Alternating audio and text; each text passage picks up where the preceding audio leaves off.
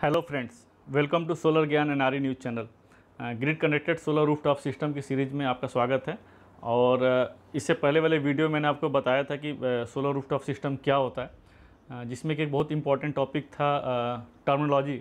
Solar rooftop system में कौन कौन सी टर्मिनोलॉजी यूज़ करते हैं। चूँकि वो वाला वीडियो काफ़ी लंबा बन गया था, इसलिए मैं इसको इस वाले वीडियो में बनाने की कोशिश करूँगा, बताने की कोशिश करूँगा क्या क्या टर्मिनोलॉजी यूज़ करते हैं। तो आइए चलते हैं। ये तो मैंने आपको सारी चीज़ें पिछले वाले वीडियो में मैंने कवर कर दी थी। अब हम टर्मिनोलॉजी पे बात करते हैं कि जो रूफटॉप सिस्टम है, ग्रिड कनेक्टेड रूफटॉप सिस्टम है, रेगुलेशन के पॉइंट ऑफ व्यू से, पॉलिसीज़ के पॉइंट ऑफ व्यू से किस किस टर्मिनोलॉजी का यूज़ किया जाता है, उस पर चलते हैं।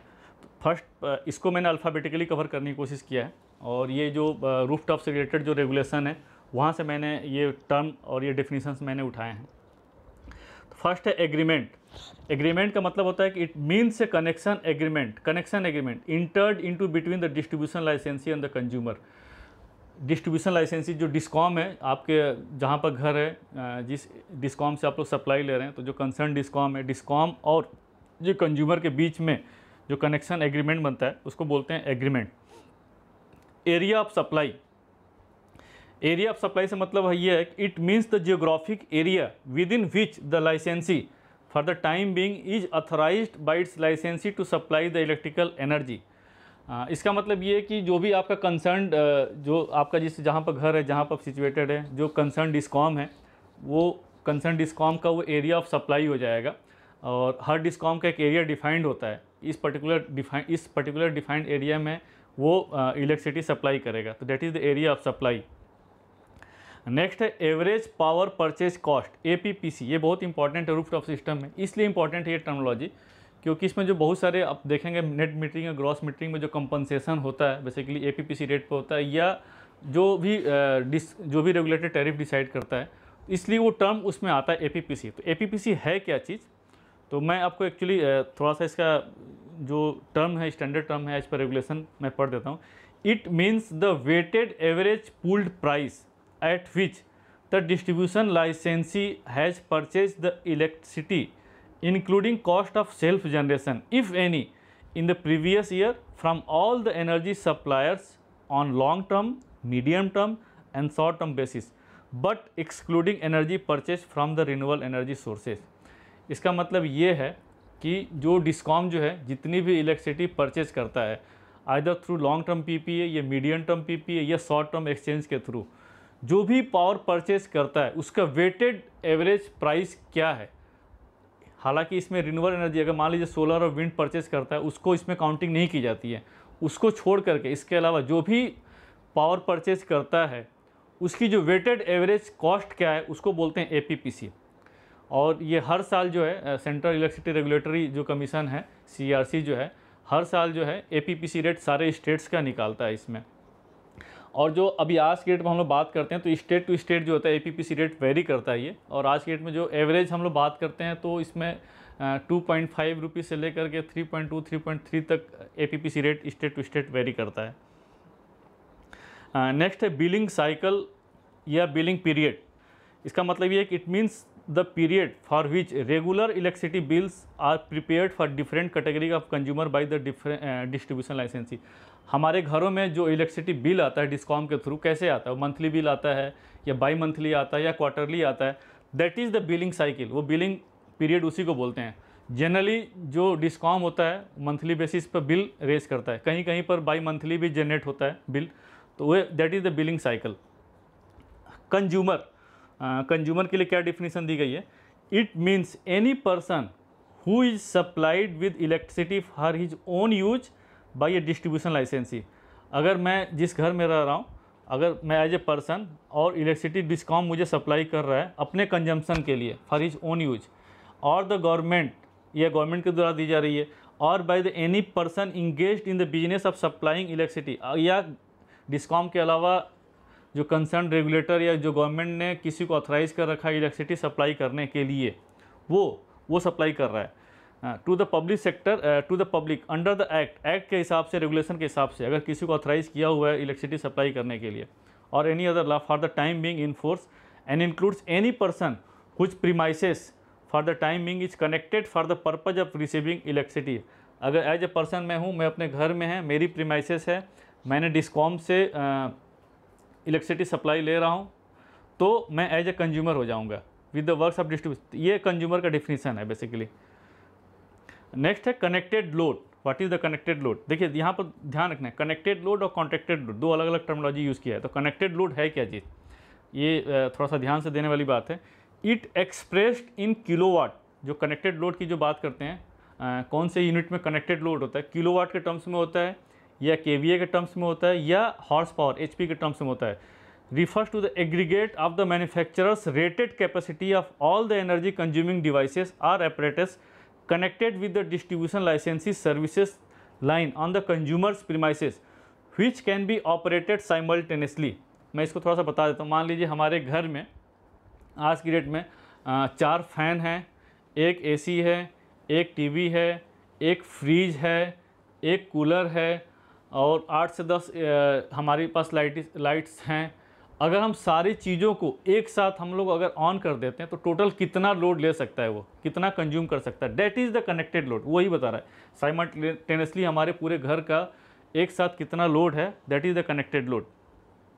For the purpose of levy of any other charges and for the deciding the supply voltage the connected load shall be determined as per the method prescribed by the respective state regulator. जो connected load होता है उसका regulator decide करता है, methodology बताया हुआ है कैसे कनेक्टेड लोड डिफाइन करना है। तो आप समझ गए होंगे हमारे घर में जो भी डिवाइसेस हैं, जो भी अप्लाइंसेस हैं, जो भी लाइट्स हैं, जो सारी चीज़ें एक साथ अगर हम सारा चलाते हैं तो कितना लोड ले सकता है, that is the connected load. Contracted load क्या होता है? कॉन्ट्रैक्टेड लोड या सैंक्शन लोड या कॉन्ट्रैक्टेड डिमांड, ये क्या है? It means the maximum demand in kilowatt, KVA और HP agreed to the supplied by the licensee and indicated in the agreement executed with the licensee and the consumer। आप देखे होंगे हमारे घरों में जो इलेक्ट्रिसिटी बिल आता है तो उसमें कॉन्ट्रैक्टेड जो लोड होता है डिफाइंड होता है हर घर में। मान लीजिए मेरा अपना घर है जिसके की जो कॉन्ट्रैक्टेड लोड है 5 किलोवाट है, 6 किलोवाट है, 8 किलोवाट है, बिल पर लिखा रहता है। क्योंकि जो बिल में होता है बेसिकली दो टाइप्स के बिलिंग होती है, एक फिक्स कॉस्ट होता है और एक एनर्जी चार्जेज होता है। तो जो कॉन्ट्रैक्टेड लोड होता है आपको फिक्स कॉस्ट उसके हिसाब से देनी पड़ती है, और जो एनर्जी चार्जेस होते हैं एज पर एक्चुअल जो हम एनर्जी कंज्यूम करते हैं, जो इलेक्ट्रिसिटी कंज्यूम करते हैं उसका चार्जेस लगता है। तो कॉन्ट्रैक्टेड लोड वही है। अगर हमारे घर में 5 किलोवाट का सैंक्शन दिया हुआ है load, that is the contracted load. तो इसका मतलब ये है मैक्सिमम मैं उतना यूज़ कर सकता हूँ। अगर उससे ज़्यादा मेरी लोड किसी पर्टिकुलर टाइम पर या किसी टाइम पर या 5 किलोवाट का सैंक्शन लोड है और मैं कंज्यूम कर रहा हूँ 6 किलोवाट, 7 किलोवाट, उस केस में इसका मतलब ये है कि जो कनेक्टेड लोड है मेरा कॉन्ट्रैक्टेड लोड से ज़्यादा है। तो उस केस में डिस्कॉम क्या करता है कि आपकी जो लोड है, कॉन्ट्रैक्टेड लोड है, उसको बढ़ा देता है, जिससे आपकी फिक्स कॉस्ट भी बढ़ जाती है और जो चार्जेस हैं वो तो बढ़ ही जाएंगे आपके। तो आप समझ गए कनेक्टेड लोड क्या है और कॉन्ट्रैक्टेड लोड क्या है। एलिजिबल कंज्यूमर, एलिजिबल कंज्यूमर से मतलब कंज्यूमर तो है ही कि मान लीजिए डिस्ट्रीब्यूशन लाइसेंसीज जो डिस्ट्रीब्यूशन है उससे मैं इलेक्ट्रिसिटी ले रहा हूँ अपने घर के लिए, अपने प्रीमाइसेस के लिए, मैं एज ए कंज्यूमर हूँ। एलिजिबल कंज्यूमर से यहाँ पर सेंस क्या है कि रूफटॉप सिस्टम लगाने के लिए मेरी एलिजिबिलिटी है कि नहीं है, that is the eligible consumer. तो eligible consumer in the sense of rooftop system है यहाँ पर। It means a consumer of electricity in the area of supply of distribution licensee who uses or intends to use a grid connected rooftop solar PV system installed in the consumer premises given that such system can be self owned or third party owned। यहाँ पर थोड़ा सा मैं clarity कर दूँ। यहाँ पर लिखा है कि आप जिस प्रेमाइसेस में ले रहे हैं रूफटॉप सिस्टम लगाना चाहते हैं वो अपने सेल्फ कंजम्पशन के लिए है या कोई थर्ड पार्टी उस रूफटॉप सिस्टम को ओन करता है। तो थोड़ा सा यहाँ पर क्लैरिटी बता दूँ। जो थर्ड पार्टी का मतलब यहाँ पर ये है कि अगर कोई थर्ड पार्टी मैं एज ए सोलर पैनल लगवाना चाहता हूँ, इसको रेस्को मोड भी बोलते हैं और भी जो मोड हो सकता है। इसका मतलब ये है कि मैं अपने घर में रूफटॉप सिस्टम लगाना चाहता हूँ बट मेरे पास इतना इन्वेस्टमेंट नहीं है कि मैं लगा सकूँ, तो मैं कोई थर्ड पार्टी या किसी को बोलता हूँ कि मेरे छत पे आप रूफटॉप सिस्टम मेरे बिहार पे लगा दो। तो वो उस रूफटॉप सिस्टम का ये हो सकता है कि या तो मैं उनको मेरे उसके बीच में एग्रीमेंट हो जाए, मैं जैसे भी उसके पैसा दूँ, या वो जो रूफटॉप सिस्टम है वो उसको ओन करेगा और मुझे जो रूफटॉप का जो मेरे और उसके बीच में लीज बन जाएगा, जो चार्जेज होंगे वो मुझे पे करेगा। तो ये एक्चुअली मॉडल होता है। जो थर्ड पार्टी का जो सिस्टम लगाया हुआ या तो मैं भी ओन कर सकता हूँ, मैं उसको EMI या जैसे भी बिलिंग दे दूँ, या जो थर्ड पार्टी लगा रहा है वो खुद ही उस चीज़ को ओन करता हो और डिस्कॉम से उसने कॉन्ट्रैक्ट कर रखा हो और वो मुझे रेंट पे कर रहा है छत का। इट मीन्स ये इंटरकनेक्शन पॉइंट से मतलब ये है कि जैसे rooftop grid connected solar rooftop system की बात करें तो हमारा जो सिस्टम है, जो सोलर रूफटॉप सिस्टम है, कहीं ना कहीं हम कनेक्ट तो करना ही पड़ेगा सप्लाई के लिए। That is the interconnection point. It means the interface of rooftop solar PV system connected with the load side of the meter, distribution licensee, cutout switch, gear box in the premises of the customer. मतलब कहाँ पर किस जगह पर हम लोग interconnection कर रहे हैं उस पर डिपेंड करता है, लोड साइड पर कर रहे हैं या डायरेक्ट हम लोग सीधे ग्रिड को ही दे रहे हैं। ग्रॉस मीटरिंग सिस्टम में क्या होता है कि हम लोग सीधे जो इलेक्ट्रिसिटी जनरेट करते हैं सीधे हम डिस्कॉम को दे देते हैं, मतलब कंजम्पशन के लिए नहीं होता है, मीटरिंग वैसे होती है। नेट मीटरिंग में क्या होता है कि हम जो इलेक्ट्रिसिटी जनरेट करते हैं हम लोग कंज्यूम ही करते हैं, जो एक्सेस होता है हमने दे दिया या कम हुआ तो हमने डिस्कॉम से ले लिया। तो दैट इज़ द वो। तो कनेक्शन पॉइंट कहाँ पर है? That is the interconnection point. Invoice का मतलब है कि जो बिलिंग जो आती है, it means either a regular bill, supplementary bill और regular invoice, supplementary invoice raised by the distribution license. जो हमारे पास बिल आता है, इनवाइस आता है, मंथली बिल या quarterly bill, that is the invoice. Gross metering क्या है? इसको detail gross metering, net metering तो यहाँ पर टर्मिनोलॉजी दे दी है, लेकिन इसके बारे में एक अलग से मैंने वीडियो स्पेसिफिकली बनाना है मुझे केवल ग्रॉस मीटरिंग और नेट मीटरिंग पर। यहाँ पर बहुत से लोगों को कन्फ्यूजन होता है क्या है और एक्चुअल क्या है, तो मैं डिटेल में इसके ऊपर वीडियो बनाऊँगा। फिलहाल अभी बता देता हूँ। Gross metering, it means the arrangement of measurement of energy in a system under which entire energy generated from rooftop solar PV system installed at eligible consumer premises is delivered to the distribution licensee of the license। अब यहाँ पर आप ये बस समझ लीजिए कि जो भी इलेक्ट्रिसिटी जनरेट होगी सोलर पैनल से, वो सारी इलेक्ट्रिसिटी डिस्कॉम को चली जाएगी, मैं उसमें से कुछ भी कंज्यूम नहीं करूँगा। मतलब जो भी एक जनरेट प्लांट है जितना भी है सारा डिस्कॉम को चला जाएगा। Then what is the net metering? Net metering ये है कि it means an arrangement under which rooftop solar PV system installed at eligible consumers premises deliver surplus electricity in any to the distribution licensee after offsetting the electricity supplied by the distribution licensee to such eligible consumer during the applicable billing period। मान लीजिए हमारी जो electricity किसी particular month का consumption 100 unit है, मैंने solar unit से 50 unit generate किया, तो एक्चुअल में मैंने डिस्कॉम से 100 - 50 यूनिट ही लिया, 50 मैंने सोलर से जनरेट कर लिया। या कभी किसी केस में ये हो सकता है कि मैंने 100 यूनिट जनरेट किया और मेरी कंजम्पशन 50 यूनिट ही है, तो 50 जो भी एक्स्ट्रा जनरेट होगी मैं डिस्कॉम को दे दूंगा। That is the net metering. Net metering अगर डिस्कॉम से जो हम लोग ले रहे हैं वो मॉनिटरिंग हो रही है, डिस्कॉम को जो दे रहे हैं एक्सपोर्ट कर रहे हैं वही मॉनिटरिंग हो रही है, वो भी कैप्चर हो रहा है। तो that is the net metering system. Net metre, जो नेट मीटरिंग सिस्टम के लिए जो नेट मीटर लगाते हैं बेसिकली वो बाई डायरेक्शनल मीटर होता है, जिसमें कि जो डिस्कॉम से जो भी एक्सचेंज हो रहा है, मतलब या तो हम डिस्कॉम को दे रहे हैं एक्सपोर्ट कर रहे हैं या डिस्कॉम से ले रहे हैं मतलब इंपोर्ट कर रहे हैं, वो दोनों डेटा को अगर कैप्चर करता है that is the net meter. Obligated entity से मतलब ये है, it means the entity mandated under clause E of sub section 1 of section 86 of the act to fulfil the renewal purchase obligation identified under respective state regulation. मैंने इससे पहले वाले video में आपको मैंने कवर भी किया था। ऑब्लिगेटेड एंटिटी ये है कि बेसिकली 3 टाइप के ऑब्लिगेटेड एंटिटी होते हैं। कैप्टिव होते हैं, ओपन एक्सेस कंज्यूमर होते हैं या डिस्कॉम होता है। कैप्टिव में ये है कि अगर मैं सेल्फ कंजम्पशन के लिए मेरे पास कोई अगर थर्मल पावर प्लांट है जिसकी कैपेसिटी 1 मेगावाट से ज़्यादा है और ये fossil fuel based power plant हैं, इस केस में ये जो कैप्टिव कंज्यूमर होते हैं उनको ये मैंडेटरी होता है कि कुछ परसेंटेज ऑफ द उसका जो भी है कुछ परसेंटेज आपको रिन्यूअल परचेज करना पड़ेगा, या तो सर्टिफिकेट के थ्रू करिए या आप खुद जैसे भी आप डायरेक्ट पावर ही कंज्यूम करिए renewal. That is the mandate. Same open access consumer में 1 मेगावाट से ज़्यादा अगर कोई डायरेक्ट अगर ओपन एक्सेस कंज्यूमर है और वो जो पावर जो है बेसिकली इलेक्ट्रिसिटी जो है किसी नॉन फोसिल फ्यूल बेस्ड अगर पावर है, उस केस में ओपन एक्सेस कंज्यूमर पे भी ये मैंडेटरी है कि आपका कुछ परसेंटेज लेना पड़ेगा रिन्यूअल पावर से। सेम ऐसे डिस्कॉम भी ऑब्लिगेटेड एंटिटी में आता है ये। तो that is the obligated entity. Premises मतलब ये है कि it means rooftop and और open area on the land building और इंफ्रास्ट्रक्चर और पार्ट और combination thereof in respect of which a separate metering arrangement has been made by the licensee और supply of electricity. Same वही है कि मेरा अगर अपना घर है तो दैट इज़ घर इज़ माई प्रीमाइसेस, जिसके के लिए मैं एक पर्टिकुलर मीटर लगा हुआ है जिसमें कि मैं डिस्कॉम से इलेक्ट्रिसिटी ले रहा हूँ। That is the premises.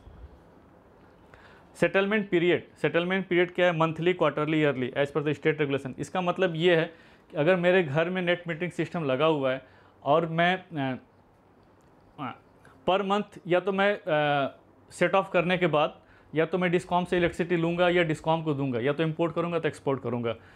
इस केस में लेकिन इसका जो टोटल सेटलमेंट होगा उसमें क्या होता है कि मान लीजिए किसी पर्टिकुलर मंथ में मैंने 50 यूनिट ज़्यादा दिया, तो 50 यूनिट का जो मैंने ज़्यादा दिया वो क्या होता है कि नेक्स्ट मंथ में कैरी फॉरवर्ड हो जाता है। वो उस पर्टिकुलर मंथ फिर नेक्स्ट मंथ में फिर देखा जाएगा आपने कितना लिया है दिया, तो फिर वो सेट ऑफ होता जाता है। लेकिन जो सेटलमेंट है, सेटलमेंट 1 साल में करना है, 6 महीने में करना है, 3 महीने में करना है, वो डिपेंड करता है एज पर रेगुलेशन जो स्टेट रेगुलेटर ने जो निकाल रखा है उसमें कैसे करना है। तो जनरली जो भी आप देखेंगे मैक्सिमम केसेस में जो सेटलमेंट पीरियड है, settlement period actually yearly basis पे है। उस केस में आइदर या तो आप एक्सेस पूरा 1 साल के अंदर या तो आप एक्सेस दिए होंगे, एक्सपोर्ट किए होंगे, या तो इंपोर्ट किए होंगे। अगर एक्सपोर्ट किए होंगे तो उस केस में जो आपका जो जितना एक्सेस किए उस केस में डिस्कॉम किस रेट से आपको देगा, या तो एपीपीसी रेट से कंपनसेट करते हैं, या तो जो रेगुलेटर को टैरिफ फिक्स कर देता है उस बेसिस पर हम लोग करते हैं, या किसी बहुत सारे स्टेट्स में ऐसे कर रखे हैं कि आपको उसका पैसा भी नहीं मिलता है। तो वो सेटलमेंट पीरियड है। वो कौन सा मंथ है, ये है। थर्ड पार्टी ओनर, मैंने आपको थोड़ा सा इसमें बता भी दिया कि थर्ड पार्टी ओनर क्या है, बट यहाँ पर थोड़ा सा और डिटेल में बता देता हूँ। It means a developer who is generating solar energy on A roof top but does not own the roof top but इंटर्स into lease commercial agreement with the roof top solar. Third party owner से मतलब ये है कि मैं किसी दूसरे के घर में जा कर के छत पर वहाँ पर इलेक्ट्रिसिटी सोलर पावर प्लांट लगाया है, बट मेरा छत नहीं है वो, बट मैं वहाँ पर मेरा जो पावर प्लांट है वो मेरा है, तो ये थर्ड पार्टी ओनरशिप हो जाता है उसमें। उस केस में जिसके घर पे मैंने छत पे लगाया हुआ है पावर प्लांट, उसके साथ मेरा एग्रीमेंट हो जाएगा। वो एग्रीमेंट किस बेसिस पे है वो भी डिपेंड करता है। वो एग्रीमेंट या तो सीधे मैं उसको रेंट दे दूँ, जो भी छत का जो चार्जेज लेगा वो ले लेगा, और जो जनरेशन का है मेरा और डिस्कॉम के बीच में जो मैंने लगाया है वो एग्रीमेंट हो जाएगा। या दूसरा एग्रीमेंट ये हो सकता है कि वो जो ओनर है जिसके छत पर सोलर पावर प्लांट लगा है वो ही डिस्कॉम के साथ एग्रीमेंट कर ले, और जो इलेक्ट्रिसिटी जो जनरेट होगी, जो चार्जेज होंगे, जो भी कंपनसेट जो टैरिफ होगा, वो थर्ड पार्टी को एग्रीमेंट बन जाए। तो ये डिपेंड करता है कि किस टाइप से एग्रीमेंट बनता है। In case of gross metering arrangement owned by the third party he shell also inter agreement with the distribution लाइसेंसी। अगर ग्रॉस मीटरिंग अरेंजमेंट है उस केस में डिस्ट्रीब्यूशन लाइसेंसी से उसको एग्रीमेंट करना पड़ता है।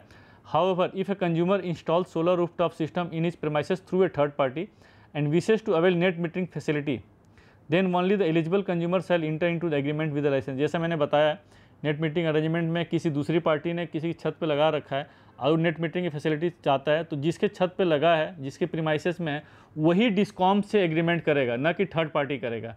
थर्ड पार्टी से जिसके घर पे प्रीमाइसेस लगा उसके बीच में एग्रीमेंट बनेगा, कैसा सेटलमेंट होगा। लेकिन डिस्कॉम जो है नेट मीटरिंग का फैसिलिटी लेना चाहते हो तो डिस्कॉम जिसके घर पे प्रीमाइसेस पे लगा है उसके थ्रू ही नेट मीटरिंग का एग्रीमेंट करेगा। That is the third party concept. Hope दोस्तों ये भी मेरा वीडियो अच्छा लगा हो। तब तक के लिए फिर नेक्स्ट मिलते हैं आपसे रूफटॉप सोलर सिस्टम के नेक्स्ट सीरीज़ में। तब तक के लिए मिलते हैं, तब तक के लिए थैंक यू। जय हिंद।